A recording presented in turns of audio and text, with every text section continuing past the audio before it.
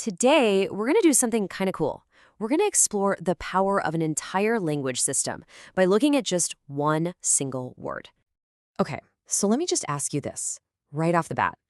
Could you actually speak English? I mean, really communicate with only 850 words?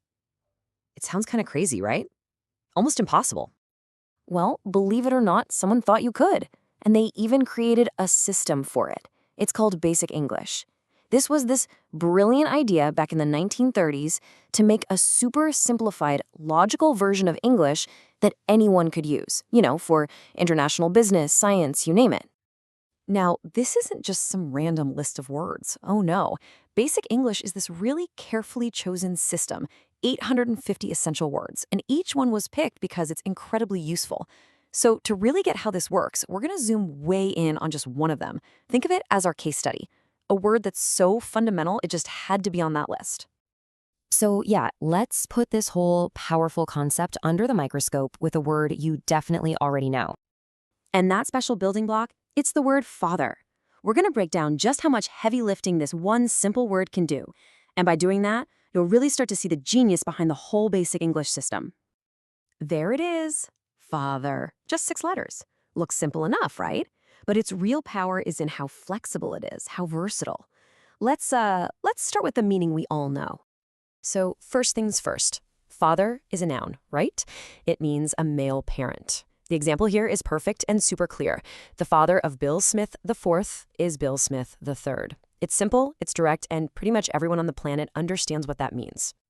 But think about it. What else do we call a father? We've got dad, daddy, pops, the old man, all these different words, and each one has a slightly different feel, right? A different level of closeness or formality. What's so smart about Basic English is that it sticks with father precisely because it's the most neutral, the most universal root word. Okay, but here's where things get really interesting.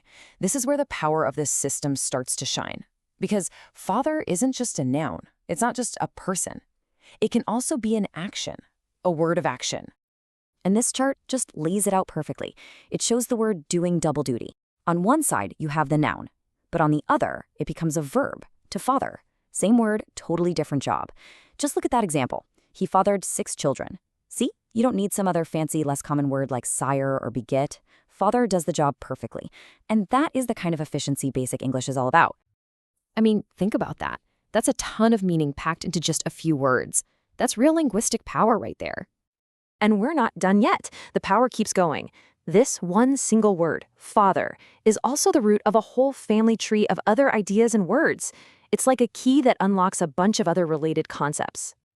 Just look at this list. From that one root, father, we can build out all these other concepts. Fatherhood, that's the state of being a father. Fatherless, the state of not having one. You can even stick it together with other words to make father-in-law or stepfather. The key thing here is, if you understand the word father, you're already halfway to understanding what all of these other words mean. It gives you a huge head start. And this really puts it all into a bigger picture. The word father doesn't just float around by itself, right? It's part of this whole network of relationships. A parent, along with a mother, part of a family with a spouse, children, siblings. It's a core piece of how we structure our societies, which is exactly why it's such an essential word. Okay, so let's tie all of this together. Why was father such a shoo-in for that list of 850 words? Well, the answer is pretty much everything we've just walked through. It got picked because it's not just one thing. It's a noun, it's a verb, an action. It's the root of a whole family of words. It really is the perfect example of a powerful linguistic building block. And that's the whole idea behind Basic English. If you can find 850 of these super powerful multi-purpose words, these building blocks, you can pretty much build any idea you need to express. It's not about having a huge vocabulary, it's about having a deep one. So, I'm going to leave you with a question to chew on. If you had to build your own language from scratch, with just a few essential words, what's the one word you absolutely could not live without? What would be your ultimate building block?